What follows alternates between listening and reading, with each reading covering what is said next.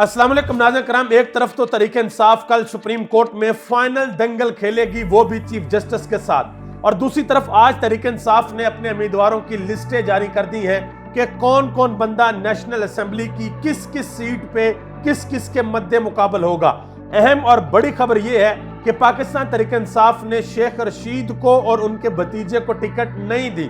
उसकी वजह यह है कि इमरान खान ने अडयाला जेल से बैठकर यह फाइनल फैसला किया है कि किसी भी ऐसे शख्स को पाकिस्तान तरीके इंसाफ का टिकट नहीं दिया जाएगा जिसने प्रेस कॉन्फ्रेंस की और प्रेस कॉन्फ्रेंस करके पार्टी को छोड़ दिया।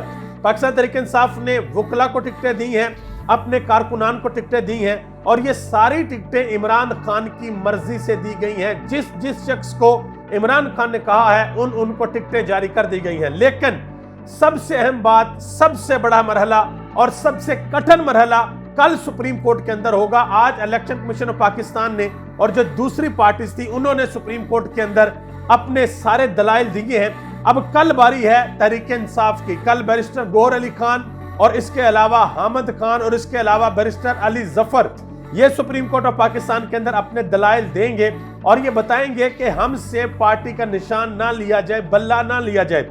अगर आप मुझसे पूछें कि आपको क्या लगता है कि बल्ले का निशान वापस आएगा या नहीं आएगा, तो आप यकीन करें, आप मुकम्मल ईमानदारी के साथ मैं आपको बता रहा हूं कि आज की जो हेयरिंग हुई है, जो समाअत हुई है, उसको देखते हुए अगर मैं आपको बताऊं तो 90% ये चांसेस हैं कि बल्ला पाकिस्तान तरीके इंसाफ से वापस ले लिया जाएगा, क्योंकि बल्ला सबसे बड़ा खौफ है।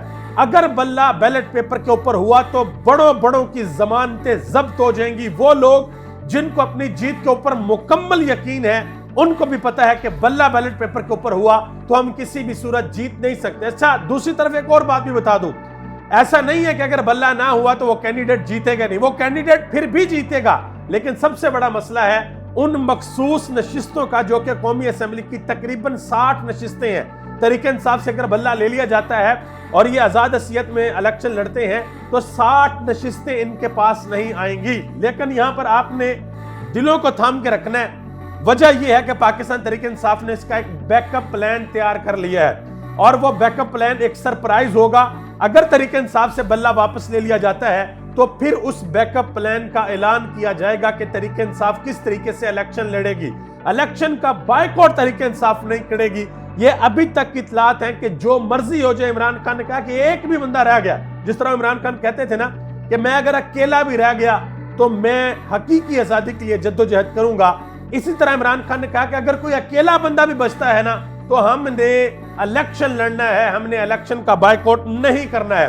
अब बैरिस्टर गौहर अली खान ने कहा है कि कल पीटीआई अपना जवाब देगी, इंशाल्लाह सुप्रीम कोर्ट हमारे बल्ले के निशान को बहाल करेगी।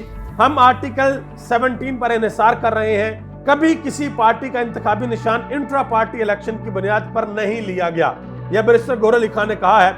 और उन्होंने कहा कि अगर पीटीआई को बल्ले के निशान से महरूम कर दिया गया तो दुनिया आपके इलेक्शन को तस्लीम नहीं करेगी।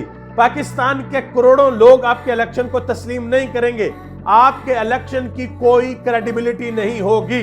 और मजे की बात आपको बताऊं कि अगर आप दुनिया की टॉप 10 सियासी जमातों की लिस्ट निकालें तो 7वें या गालिबन 8वें नंबर पे आपको जो जमात नजर आएगी उसका नाम पाकिस्तान तहरीके इंसाफ है, जो ये कहती है 2012 तक तकरीबन 10 मिलियन के करीब इनके रजिस्टर्ड वोटर हैं। और उस पार्टी को अगर आम इंतखाबात के अंदर उनके इंतखाबी निशान से महरूम कर दिया जाता है तो यकीन जानिए ये पाकिस्तान क्या दुनिया के किसी मुल्क के अंदर भी अगर होता तो ये एक बड़ी खबर होती और उस इलेक्शन की क्रेडिबिलिटी के ऊपर बड़े सवाल उठते। थोड़ी देर के लिए सोच के देखें कि इंडिया के अंदर इलेक्शन से चंद दिन कबल मोदी से इंतखाबी निशान वापस ले लिया जाए या किसी और मुल्क के अंदर इंतखाबी निशान वापस ले लिया जाए तो पूरी दुनिया के अंदर एक ब्रेकिंग न्यूज होनी है कि जी बड़ी सियासी जमात से इंतखाबी निशान वापस ले लिया गया।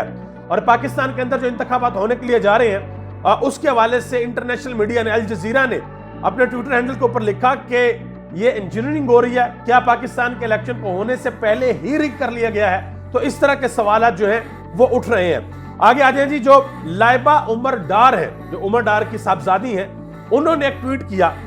उन्होंने कहा कि जितना वक्त आज काजी कज़ा ने एक बार फिर इलेक्शन कमीशन की इमरजेंसी दरख्वास्त को दिया है, अगर इतना वक्त मेरी दादी या मेरे चाचू के केस को देते तो हमारे घर की चादर और चार दीवारी का तकद्दस पमाल ना होता।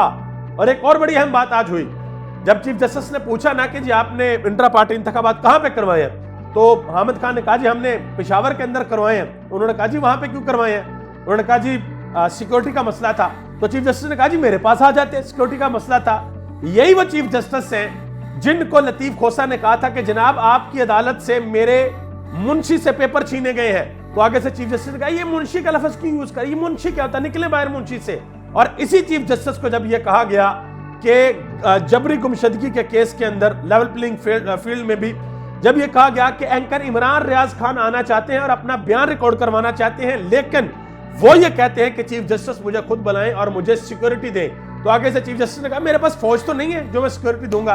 तो आज वही चीफ जस्टिस कह रहे थे कि जी अगर सिक्योरिटी चाहिए होती तो हमारे पास आ जाते। बहरहाल ये एक बड़ी अजीबोगरीब किस्म की हालत है, सिचुएशन है जो इस वक्त पाकिस्तान के अंदर हो रही है। आगे आ जाए जी, सनम जावेद के हवाले से एक बड़ी अहम खबर है। सनम जावेद के जो वकील है मियां अली अशफाक, उन्होंने कहा कि सनम जावेद को इलेक्शन से रोकने के लिए रात के अंधेरे में इलेक्शन रूल्स में जो तरमीम की गई है वो आज अदालत में दौरान समाअत उन रूल्स की किताब सिर्फ इलेक्शन कमीशन के वकील के पास थी, ना उनका कोई गजट नोटिफिकेशन किया गया था, ना किसी जज के पास वो रूल्स थे। और दौरान समाअत फिर वकला ने हंसना शुरू कर दिया कि भाई ये क्या हिसाब किताब है। बहरहाल अभी भी कुछ सीटों के ऊपर पाकिस्तान तहरीक इंसाफ ने लिस्ट में पेंडिंग लिखा हुआ है, तो वो टिकटें भी जारी होनी है।